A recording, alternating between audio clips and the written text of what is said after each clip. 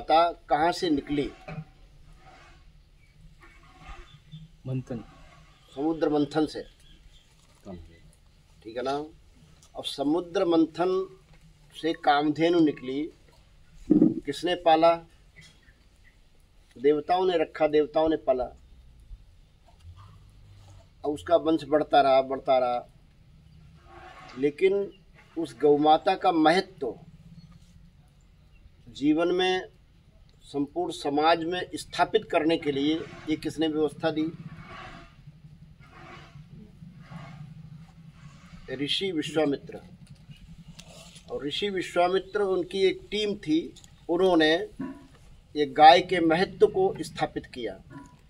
गौ आधारित व्यवस्था, कृषि आधारित व्यवस्था, भारत की अर्थव्यवस्था, देश का पर्यावरण, स्वास्थ्य, अर्थतंत्र इत्यादि व्यवस्था, ये गौ आधारित सारी समाज की व्यवस्था को स्थापित करने का काम ये गौ माता के लिए किसने किया? विश्वामित्र उनकी टीम ने। तब से चल रहा है, हजारों वर्षों से, और ये सारी व्यवस्था को स्थापित कर दिया। सारा देश बहुत अच्छे ढंग से चलता था और सब तरह से कोई ऐसी बिना कष्ट के था। और सारे देश के अंदर कभी भारत जगत गुरु था, ऐसे कहा जाता है। किस काल में था जगत गुरु? वैदिक काल में।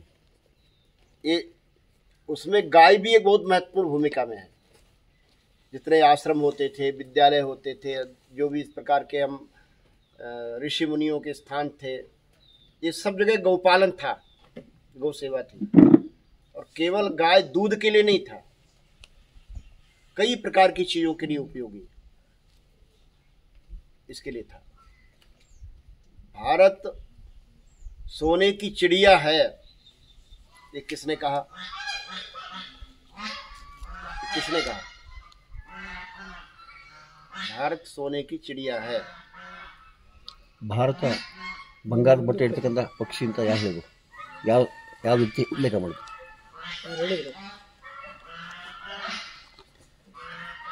ये अंग्रेजों ने बोला है, भारत ने कभी नहीं बोला।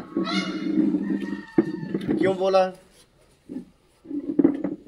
भारत से बहुत बड़ी मात्रा में गाय का घी विदेशों में जाता था, यूरोपियन देशों में, और वो उसके बदले में क्या आता था भारत में? सोना आता था। घी जाता था, सोना आता था वापस में। इसीलिए घर घर सोना भी था, घर घर संपन्नता भी थी, कोई कागज का नोट नहीं था, सोने का सिक्का। राजा लोग लाखों गाय पालते थे, वही गोधन था। जो बड़े और लोग थे वो हजारों पालते थे। साधारण सा किसान भी, साधारण व्यक्ति भी 10-10 गाय तब भी पालता था। घर घर गाय होती थी, हर घर गाय होती थी। और उसी समय ये भारत ने कभी नहीं कही भारत सोने की चिड़िया है। ये किसने हल्ला मचाया? अंग्रेजों ने। भारत सोने की चिड़िया है, भारत सोने की चिड़िया है। और उसके कारण से उस सोने को लूटपाट करने की इच्छा से ही और अंग्रेजों ने यहाँ पर अपना साम्राज्य स्थापित किया। भारत में दूध दही की नदियां बहती हैं, ये किसने कहा? भारत में दूध दही की नदियां बहती हैं। नदियां बहती थी क्या? चीन के 2 यात्री फाहियान और होयनसांग अलग अलग समय पर कई वर्ष के लिए भारत में भ्रमण के लिए आए, सारे देश का भ्रमण किया।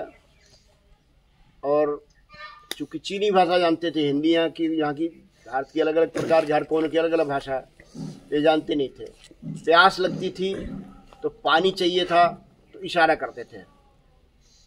जिस घर के सामने इशारा होता था क्या आता था? दूध। गाय का दूध आता था। उस समय जर्सी थी क्या? भैंस थी क्या? या जो आजकल पैकेट चल रहे हैं, पैकेट थे क्या, तो घर घर दूध था और अमृत के रूप में है दूध। तो उसके कारण से अपने देश जाकर अलग अलग समय पर ग्रंथों में लिखा है, आज भी लिखा रखा है, भारत में दूध दही की नदियां बहती हैं, ठीक है ना। तो इस प्रकार का सारा चलता रहा है। इसके बाद ये सब चलते चलाते भारत अपने उत्कर्ष पर भी रहा है, सब दृष्टि से सुखी संपन्न भी रहा है, दुनिया में स्थान भी रहा है। लेकिन बाद में क्या हुआ, 1857 में एक स्वातंत्र संग्राम, प्रथम स्वतंत्रता संग्राम, सुना है कि नहीं, सुना है ना, प्रथम स्वतंत्रता संग्राम क्या हुआ था? 1857 सिपाही दंगे 1857 प्रथम स्वातंत्र क्या हुआ था? लाखों लोग को हत्या किया। देश में वो हत्या तो अलग अलग स्थानों पर अलग अलग कारणों से किया, और देश को पूरा उनका कब्जे में लिया। नहीं, वो उसी टाइम में हमारा सैनिकों को उसका बीफ हाँ उसका मंगल पांडे नहीं, मंगल पांडे तो एक भूमिका वाला व्यक्ति है, लेकिन उसके पीछे की जो सारी जानकारी है वो लोगों को रहती नहीं, उसको बहुत उसमें आउट किया भी नहीं है। हुआ यह है कि सारे देश भर के अंदर बहुत बड़ा संगठन का तंत्र बना देश की आज़ादी के लिए। अब संगठन तो कर नहीं सकते थे, उसकी सदस्यता नहीं हो सकती थी, उसके लिए दिखने वाला कुछ नहीं हो सकता था, इकट्ठे नहीं हो सकते थे, इकट्ठे होते थे माने फिर अंग्रेजों के शिकार बन जाते थे। उसमें से अपने उस समय देश के नेतृत्व ने दो काम किए। एक गांव से दूसरे गांव में रोटी जाती थी, रोटी बनाकर, और एक एक टुकड़ा भी अगर किसी के घर पहुंच जाता था उसके साथ संदेश होता था, उस संगठन का संदेश होता था। कुल मिलाकर एक एक व्यक्ति एक एक गांव ऐसे जुड़ता चला गया, सारे देश को जोड़ दिया गया। अंग्रेजों ने कई बार पकड़ा भी, देखा भी, क्या ले जा रहे हो, रोटी है, क्या है रोटी, कहाँ ले जा रहे हैं, कैसे, अपने बताया भाई ऐसे ले जा रहे हैं। और इसलिए अंग्रेजों की समझ में नहीं आया। ऐसे जितने भारतीय सैनिक थे उन सैनिकों के लिए कमल का फूल जाता था, एक एक पंखुड़ी जिसके पास चली जाती थी कमल का फूल, तो वो संदेश रहता था कि आप उस संगठन के सदस्य बन गए। अंग्रेजों को ये भी समझ में नहीं आता था कि कमल का फूल हो, संगठन क्या मतलब। तो सारा देश जुड़ गया, सारे भारतीय सैनिक जुड़ गए। तो एक शब्द हम सुनने में आता है कि 1857 का गदर होने वाला था। गदर, एक गदर क्या था आप जब समझा दिया करो, हम ये सारी बात है आप बोलो। 1857 ದೇಶದಲ್ಲಿ ಮೊದಲ ಸ್ವಾತಂತ್ರ್ಯ ಸಂಗ್ರಾಮ ಸಿಪಾಯಿ ದಂಗೆ ಅಂತ ಕರೆದು, ಸಿಪಾಯಿ ದಂಗೆ ಎಲ್ಲ ನಮ್ಮ ಮೊದಲ ಸ್ವಾತಂತ್ರ್ಯ ಸಂಗ್ರಾಮ.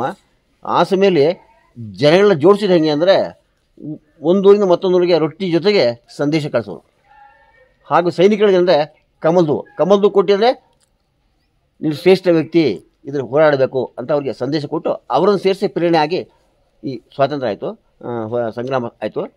ಅದಕ್ಕೆ ನಮ್ಮ ಈ ಮನಸ್ಸಲ್ಲ ಒಂದು ಸೇರ್ತಲ್ಲ, ಅದಕ್ಕೆ ಅವ್ರು ಕೊಟ್ಟದೇನು ಗದ್ದರ್ ಅಂದರೆ ದ್ರೋಹ ಮಾಡೋದು ಅಂತ. ಗದ್ದಾರಿ ಅಂತ ಹೇಳ್ತಾರೆ, ದ್ರೋಹ ಮಾಡ್ತಾರೆ ಅಂತ ಹೇಳೋದು. ಹಾಗೆ ये उद्देश्य था। परिणाम सारे देश भर के अंदर मई का महीना 1857 मई का महीना ये तय था कि सैनिकों के द्वारा, भारतीय सैनिकों के द्वारा जितने अंग्रेज अधिकारी थे, अंग्रेज सैनिक, अंग्रेज अधिकारी, अंग्रेज जो भी लोग थे, जहाजी भी थे, तो उनका तय था कौन किसको मारेगा। और रविवार तय किए थे, 4 रविवार क्रमशः। मेरठ पहला रविवार, उसके बाद दिल्ली दूसरा, तीसरे में कानपुर और कलकत्ता, और चौथे रविवार को संपूर्ण हिंदुस्तान के अंदर सारे अंग्रेजों को मार देना था। एक ही। समझाओ जरा। हाँ। देश भर में योजना बन गई है, सैनिकों के द्वारा अंग्रेज अधिकारी सैनिकों को मारना। कोई समस्या और समाज में पैदा होती है, उसके लिए समाज तैयार था, गांव-गांव तैयार था। कुल मिलाकर एक ही महीने के अंदर अंदर ये सारा काम हो जाता है। देश स्वतंत्र होना था, किसी की भी भारत में आने की हिम्मत नहीं थी शासन करने की। कर सकता था क्या? जब समय खत्म कर जाते तो क्या होता? ये होना था भारत की, उसे कहते हैं स्वतंत्रता संग्राम। गड़बड़ क्या हुई?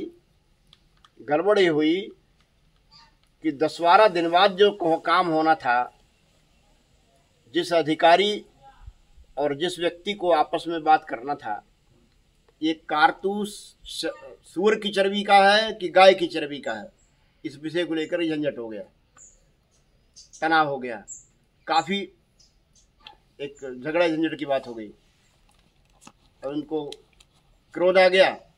इन्होंने उसी अधिकारी को मारना था जो 10-12 दिन बाद मारना था। वो खेल खत्म कर दिया। उसके बाद गिरफ्तार हुए। बाद में कैसे क्या हुआ, लेकिन उनको टार्चर करके जो भी ये पता करके सारी योजना का पता कर लिया गया। और उनको किया होगा, 10-20 लोगों को और किया होगा, कुल मिलाकर के किसी न किसी ने एक कबूल दिया कि ये योजना है। उससे अंग्रेज बहुत डर गए। उस समय की छोटी सी घटना के कारण से देश कितने वर्षों तक और आगे गुलाम रहना पड़ा? 90 वर्षों तक, 90 वर्षों तक फिर से देश की गुलामी आगे बढ़ गई। 1947 में देश स्वतंत्र हुआ, एक व्यक्ति की गलती से। गलती क्या थी? उस समय का परिस्थिति थी। कुल मिलाकर सारा का सारा आंदोलन, सारा का सारा देश की स्वतंत्रता धरी रहेगी और प्रथम स्वतंत्रता संग्राम ध्वस्त हो गया। लेकिन अंग्रेज इससे बहुत डर गए। हाँ। 1857 ಪ್ರಥಮ ಸ್ವಾತಂತ್ರ್ಯ ಸಂಗ್ರಾಮ ಯಾಕೆ ನಿಷ್ಫಲ ಆಯಿತು ಅಂತಂದರೆ, ಯಾವ ತಾರೀಕಿನಲ್ಲಿ ಹೇಗೆ ಆಗಬೇಕು ಅಂತಕ್ಕಂಥ ಎಲ್ಲ ನಿರ್ಧಾರ ಆಗಿ ಕೂಡ ಕೇವಲ ಆ ಕಾರ್ತೂಸಲ್ಲಿ ಹಾಕಿರ್ತಕ್ಕಂಥದ್ದು ಗೋವಿಂದು ಅಥವಾ ಹಂದಿಯ ಚರ್ಬಿ ಇದೆ ಅನ್ನೋ ವಿಷಯನ ದೊಡ್ಡದಾಗಿ ತೊಗೊಂಡು ಯಾವ ವ್ಯಕ್ತಿ ಕೊಲ್ಲಬೇಕಂತ ಅದೇ ವ್ಯಕ್ತಿ ಕೊಲ್ಲೋದು 10 ದಿನ ನಂತರ ತಡ ಆಗಬೇಕಾಯ್ತು. ಅದೇನಾಯಿತು? 1857ರಿಂದ 90 ವರ್ಷಗಳ ಕಾಲ ನಾವು ಗುಲಾಮ್ ತಂದ್ರೆ ಇಳಬೇಕಾಯಿತು. 1947ರಲ್ಲಿ ನಮಗೆ ಅಧಿಕಾರ ಹಸ್ತಾಂತರ ಆಯಿತು. ಅದರಿಂದ 1857ನೇ ಇಸ್ವಿಯಿಂದ ಬ್ರಿಟಿಷರು ಎಷ್ಟು ಭಯಭೀತರಾಗಿದ್ದು ಅಂದರೆ, ನಾವಿಲ್ಲಿ ಬಿಟ್ಟು ಹೋಗಬೇಕು ಅನ್ನೋ ಸ್ಥಿತಿಲಿ ಇತ್ತು. ಆದರೆ ನಮ್ಮ ತಪ್ಪಿಂದ ಇನ್ನೂ 90 ವರ್ಷ ನಾವು ಅವ್ರಿಗೆ ಮುಂದುವರಿಯೋಕ್ಕೆ ಅವಕಾಶ ಕೊಟ್ಟಂಗೆ ಆಯಿತು ಅಂತ ಇದರ ತಾತ್ಪರ್ಯ. 20-25 वर्षों तक सारे देश भर के अंदर अंग्रेज लोग सर्वे करते रहे। सर्वे के लिए कुछ लोग लगाए गए थे अलग अलग, भारत को कमज़ोर कैसे किया जाए, आगे लंबे समय तक भारत को और शासन करने का स्वतंत्रता पूर्वक मौका मिल जाए हमें अंग्रेज़ों को, ऐसा करके उनका दिल दिमाग में चल रहा था। और कुछ खुलकर भी नहीं कर पा रहे थे कि वो डर भी रहे थे। जब इतना बड़ा योजना ये लोग 1857 में बना सकते हैं तो कभी कुछ भी कर सकते हैं। तो काम तो सब चल रहे थे, लेकिन इन्होंने मिलकर के 3 चीज़ें तय की। पहला,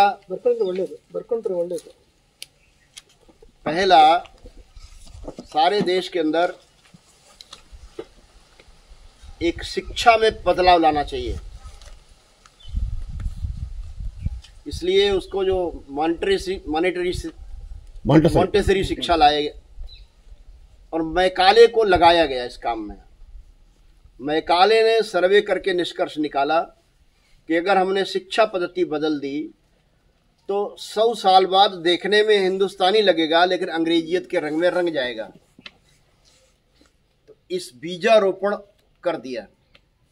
उसी बीजारोपण के अनुसार सारे देश भर के अंदर अंग्रेजों ने ही अंग्रेजों के अपने काल में, और जितने भी आजकल जो ईसाइयों के बड़े बड़े विद्यालय बने हुए हैं अंग्रेजी शिक्षा, ईसाइयत के स्कूल, ये सब उसी समय की बीजारोपण होते होते होते होते देश की आज़ादी से पहले पहले तक ये सारे हिंदुस्तान के अंदर छा गए। ये पहला एक काम किया। हाँ बताइए। ಇದಕ್ಕೆ ಅವರೇನು ಮಾಡೋದಂದರೆ ಸುಮಾರು ಥರದ ಸರ್ವೆ ನಡೆಸು, ಅಂದರೆ ವರದಿ ತೊಗೊಂಡ್ರು ಏನು ಮಾಡಿದ್ರೆ ಈ ದೇಶವನ್ನು ನಮ್ಮ ಹಿಡಿತಲ್ಲಿ ಇಟ್ಕೋಬೋದು. ಅದಕ್ಕೆ ಅವ್ರು ತೊಗೊಂಡಂಥ ಮೊದಲನೇದಂದರೆ ಮಕ್ಕಳಿಗೆ ಸಣ್ಣ ವಯಸ್ಸಿನ ಮಕ್ಕಳಿಂದಲೇ ಮಾಂಟೆಸರಿ ಅಂದರೆ ನಮ್ಮ ನರ್ಸರಿ ಅಂತೀವಲ್ಲ ಅಲ್ಲಿಂದ ಶಿಕ್ಷಣ ಕೊಡ್ತಾರೆ. ಇದಕ್ಕೆ ಮೆಘಾಲಯ ಪದ್ಧತಿ ಅಂತ ಕರೀತಾರೆ. ಸಣ್ಣ ಮಕ್ಕಳಿಗೆ ಆ ಈ ಹೇಳ್ಕೊಡೋ ಬದಲು ABCD ಹೇಳ್ಕೊಡೋ ಶುರು ಆಯಿತು. ಇದರಿಂದ ಇವತ್ತಿನ ತನಕ ನಮಗೆ ದೊಡ್ಡ ಮಟ್ಟದಲ್ಲಿ ಆಂಗ್ಲ ಶಿಕ್ಷಣ, ಇಂಗ್ಲೀಷ್ ಭಾಷೆ ಶಿಕ್ಷಣ ಇರ್ತದೆ ಅನ್ನೋಂಥದ್ದು ಅವ್ರು ಹೇಳ್ತಾರೆ. उसके बाद दूसरा जो काम हुआ, भारत को कमजोर करना है तो गांव को कमजोर करो। ग्राम कमजोर होगा तो देश कमजोर होगा। इसलिए गांव को कमजोर करने के लिए क्या करना, इसके लिए उन्होंने सर्वे किया। ग्राम आधारित ये जो व्यवस्था है, गौ आधारित व्यवस्था, इसको समाप्त करना है। जब गौपालन नहीं होगा, पशुपालन नहीं होगा, तो 50-60% लोग शहरों की ओर पलायन कर जाएंगे, गांव में नहीं रहना पसंद करेंगे। अब इसके लिए उन्होंने एक लैंड एक्विजिशन एक्ट बनाया, वो अभी तक भी चल रहा था। मोदी जी ने उसमें कई चीज़ें हटाई निकाली हैं। वो उन्होंने अपने हिसाब से अपने लिए बनाया, लेकिन देश की आज़ादी के इतने वर्षों तक भी हट नहीं पाया, जो भारत के अनुकूल नहीं था। उन्होंने भारत के गांव को कमजोर करने के लिए किया था। इसके लिए उन्होंने उस लैंड एक्विजिशन एक्ट के अंतर्गत क्या किया, बहुत अच्छे अच्छे लुभावने नारे दिए, अपने आप नहीं कुछ बोला। उसके लिए उन्होंने तीसरा जो काम किया वो कांग्रेस की स्थापना की। वो अंग्रेजों ने की है। A.O. ह्यूम नाम के एक बहुत वरिष्ठ सीनियर ICS बोलते थे उसमें, ICS, और इटावा में DM था। तो उसने जो है एक कांग्रेस की स्थापना की। कांग्रेस की स्थापना कोई बहुत अच्छे कामों के लिए नहीं हुई। अगर हम अंग्रेज करेंगे तो आप हमारे ऊपर आरोप आ जाएगा, इसलिए कौन कर रहा है, कांग्रेस कर रही है। कांग्रेस आपके भारत के आपे के लोग हैं, वो पिट्ठू लोग थे अंग्रेजों के, और वो जैसा कहते थे वैसा ही वो उनको करना पड़ता था। मान सम्मान बढ़ाने का काम कांग्रेस का किया जा रहा था, लेकिन चाहते थे अंग्रेज। मांग क्या की करते थे, जितने बड़े बड़े गो अभयारण्य हैं इनको समाप्त कर दो, और उसकी जो जमीन है वो गरीबों में आवंटित कर दो। गोचर भूमि को समाप्त कर दो, गोचर भूमि को गरीबों में बांट दो, तालाबों को पाट दो, उसकी भूमि को गरीबों में बांट दो। अब जरा समझाइए इतना।